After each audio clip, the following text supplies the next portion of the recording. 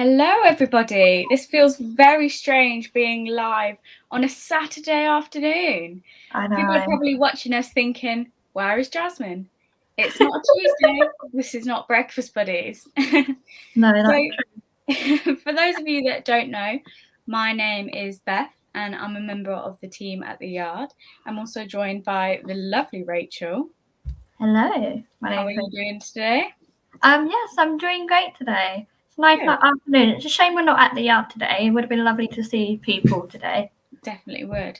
So, as Rachel just said, normally on a Saturday, myself and Rachel, or Bianca and Rachel, are at the Yard for all of our gaming sessions. So, Saturday, between 1:30 and 5:30, we do all different types of gaming. So, we're doing D&D, which is Dungeons and Dragons. We've got a pool table. We've got arcade machine. We've got lots and lots of different board games. And the other week we were playing the trolley cart game. I don't know whether you saw it, Rachel. That's like the philosophical, which track are you going to go down and kill all these people? And some of them that the young people were coming up with, I was like, oh gosh, which one I'd rather go for. Yeah, it's a great moral dilemma game, that one. Exactly, it is. I mean, I'm not Dungeons and Dragons master, but you are, Rachel. So maybe you could tell us a little bit about Dungeons and Dragons. Yes, so at the moment, I try my best to do it. So we're all learning as we go. But at the moment, we're going to be starting a new campaign. So we're welcoming new characters. So if you are wanting to think about starting D&D or want to learn a bit more about it, now would be the great time to join. And we can all work together building characters and then start a story together. Definitely. So we'd love to see you there if we can. Yeah, even though I don't really have an understanding of what is going on, it's very interesting seeing everyone create their characters. I like that bit of it. I like hearing what everyone wants to be and the different things that they come up with. Although the game that we were playing last Saturday, I can't even remember what it's called. Was it What's Next? What's Next? That was really good because that's similar kind of to D&D, isn't it? That you can kind of make along kind of thing. Yeah, because it's like a nice little backup for if we don't have everyone in that day. It's a nice little story-based game where it changes on what decisions you make and also based on luck as well, with if you can finish the task to carry on the story. Yeah. It reminds me of when I was younger, I used to have books that it would be like turn to page 46 if you want to do this, or like it was kind of a bit like that, whereas we were doing like fix the canoe or search the beach. So I really enjoyed that. I think they were really good games. So if you are watching this and you like gaming, you can join us on a Saturday. Next week we'll be back in the building. Fingers crossed. We'll be back in the building and we'll be back gaming with Rachel. So when we're talking about gaming, we think it's something that is really, really important at the Yard. So you will have seen Steve gaming every single evening. We focus a lot on it at the Yard on a Thursday as well as a Saturday. And we think that's because it's really, really good for mental health. So I was doing a bit of research and a study by Microsoft actually popped up.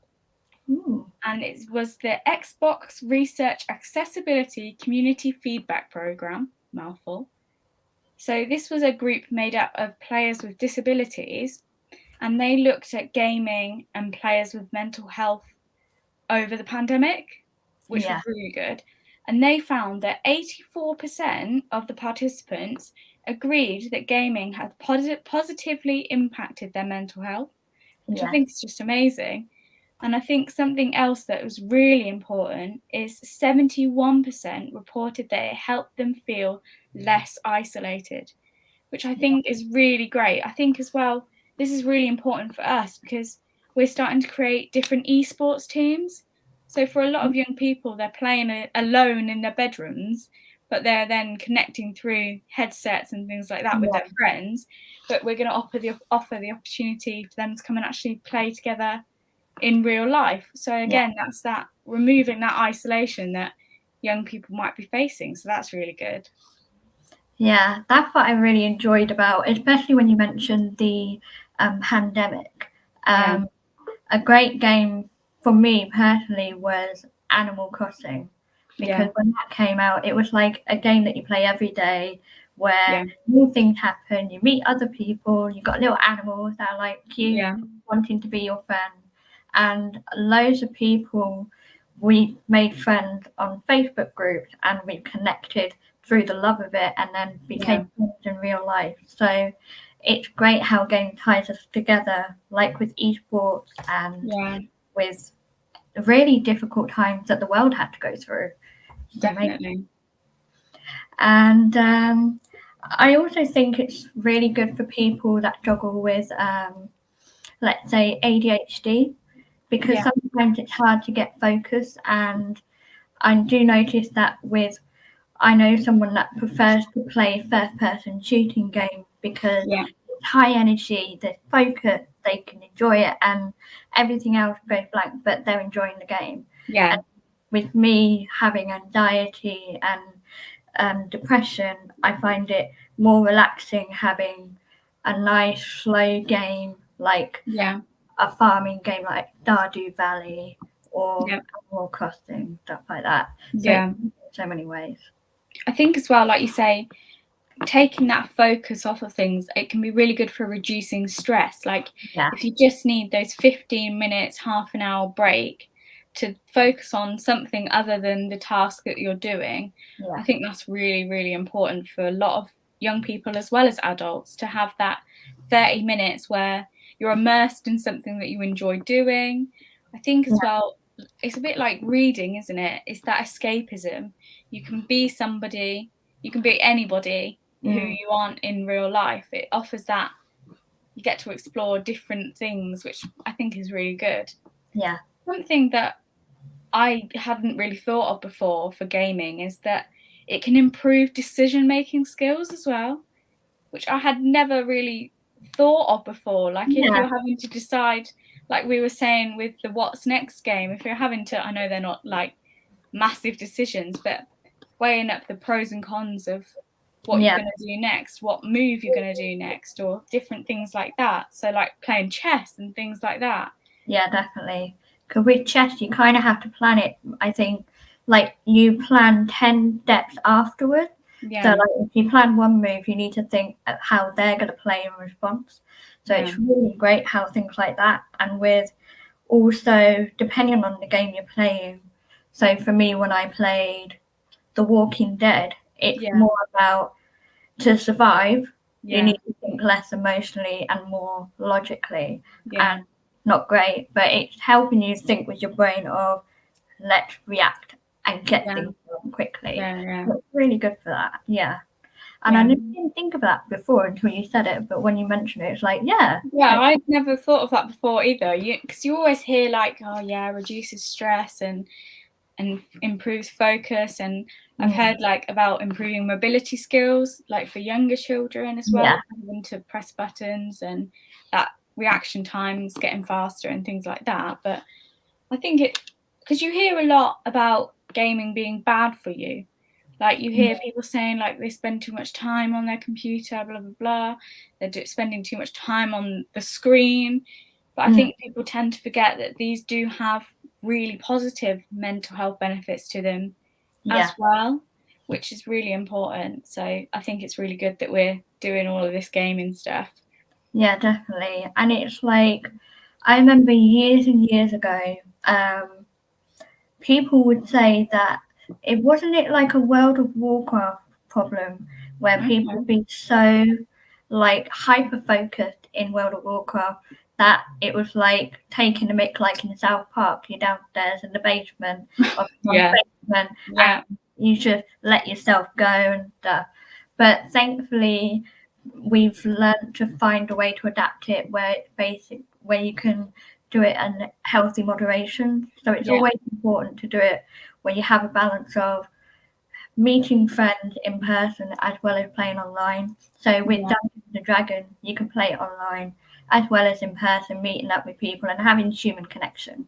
And that's important as well. Yeah, I think that in-person bit is just really nice as well. It's an opportunity for people to make friends, or people that perhaps they didn't expect to make friends with beforehand. Exactly. Like they have different interests, but there's that one thing that then brings them together, which I really like.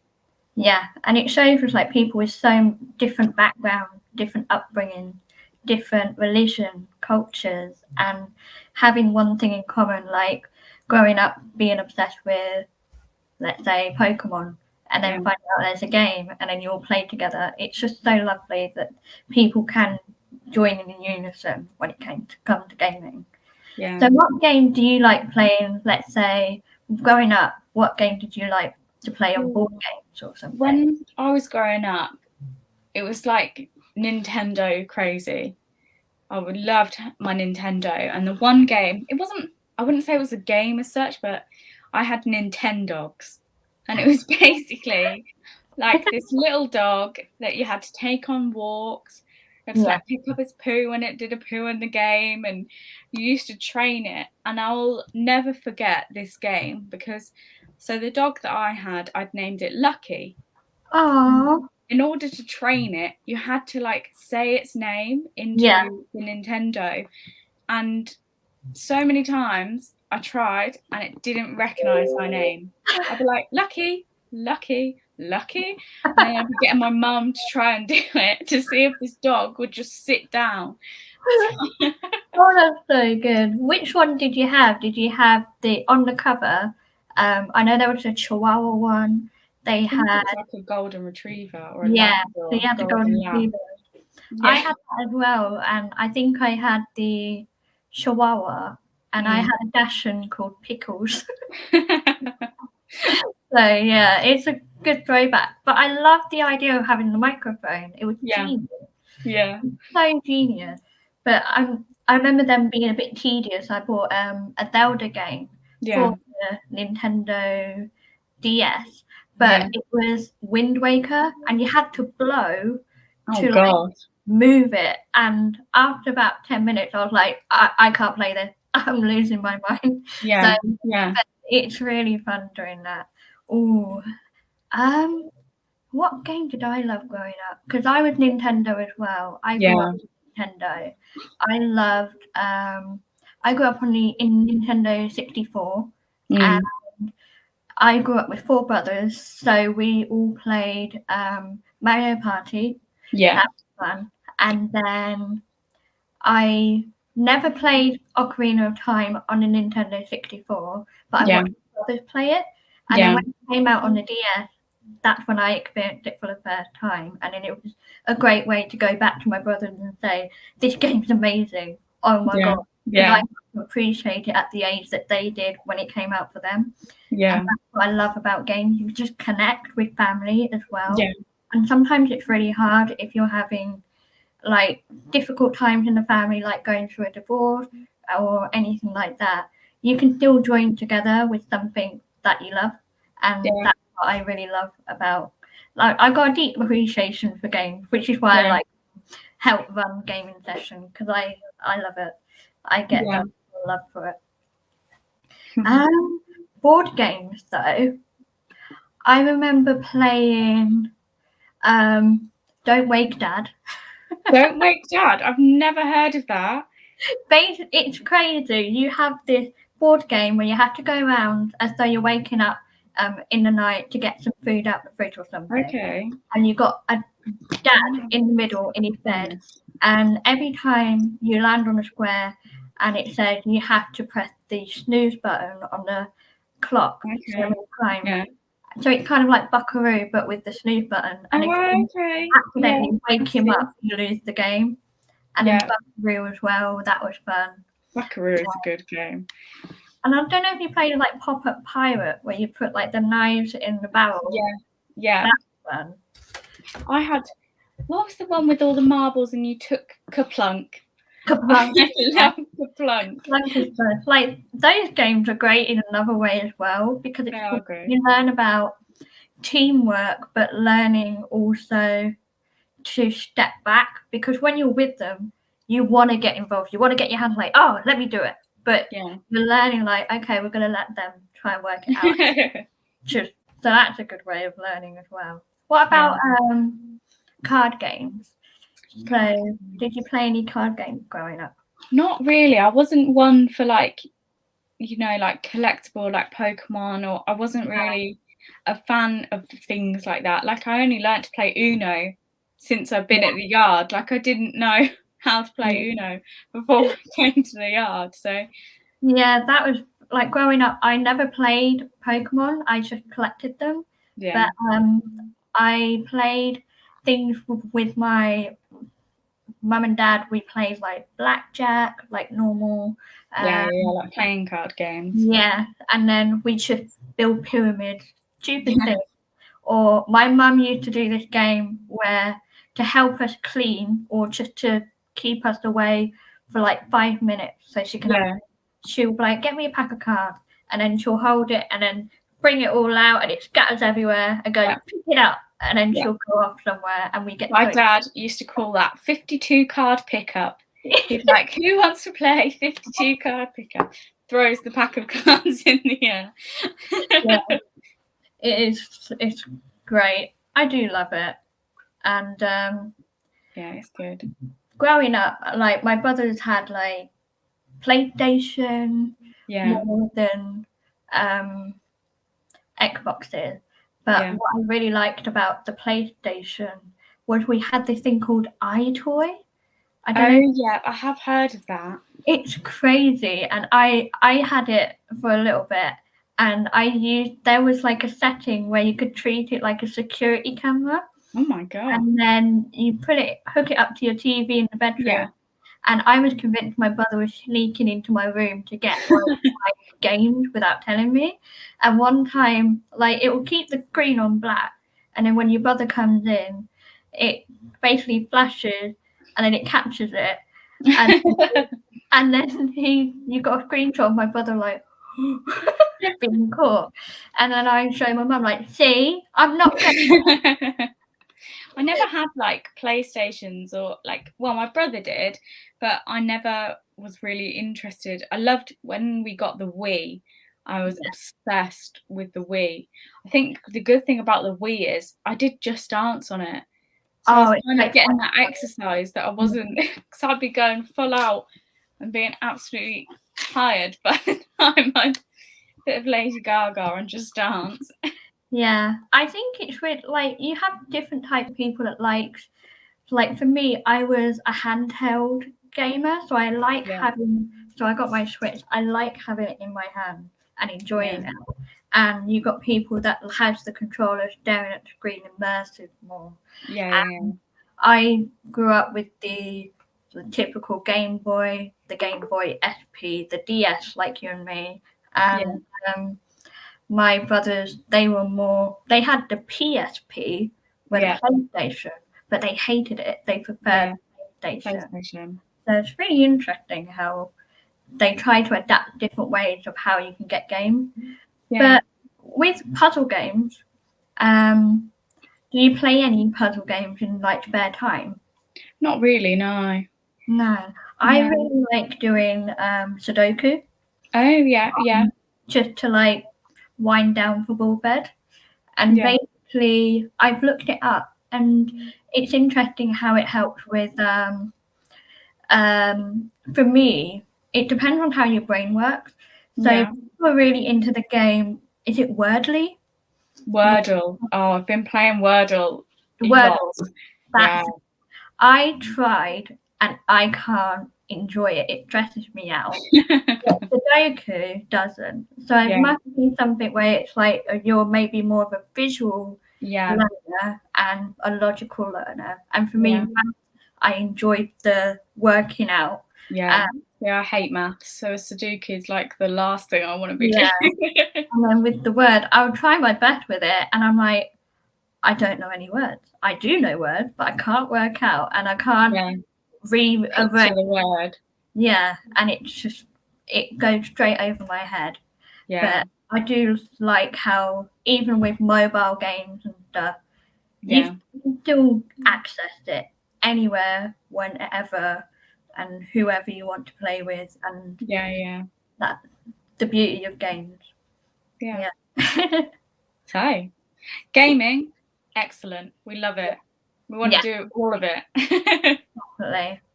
So every Saturday between 1:30 and 5:30, Rachel and I, or Rachel and Bianca, are going to be at the yard playing games. Hopefully next week Rachel will be starting a new D&D. I nearly called it experience then. It's not an experience. It's like a nice immersive experience, and it will be a great way to, if you're someone that's quite shy and find it hard to really play with other people, D&D is such a great way of doing it, because you're learning how to take turns. You can take your time. It's a slow-paced game, but because of how slow-paced it is, it gives you time to relax. It gives you time to talk to other people, and it gives you time to really learn about your character. And you can talk to other people, like, what have you done with your character? What's your backstory? And it's more of a conversation than this is the goal. It's more about doing it together, and that's what I love about D&D. Yeah, that's really good. So please calm down, and I would love to meet you guys, and we would love to have new people. And or if there's any games that we haven't spoke about that you would like to play, let us know. We can get them. We can play them. We can have a look. We've got lots of board games, but we are very happy to have recommendations and bring them in for people to play as well. Yeah. Perfect. So before we leave you today, I just want to give a little reminder about some of the ways that we act at the yard and the behaviours we kind of expect from young people if you're visiting us. We just want to remind everyone to be kind to each other, speak kindly, remember that you're in a safe space. Other young people are using the space as well, so just be mindful of those that are around us, and also just have a bit of respect for the building, because we've spent a lot of time and effort in making the yard into an amazing place for all of you. So just remember to treat it as though you want to use it and keep using it. So just bear that in mind when you're visiting us. So next Saturday, 1:30, come and join us for all of the gaming, and we hope to see you all there. Yes, we hope to see you soon. Bye, everyone. Bye.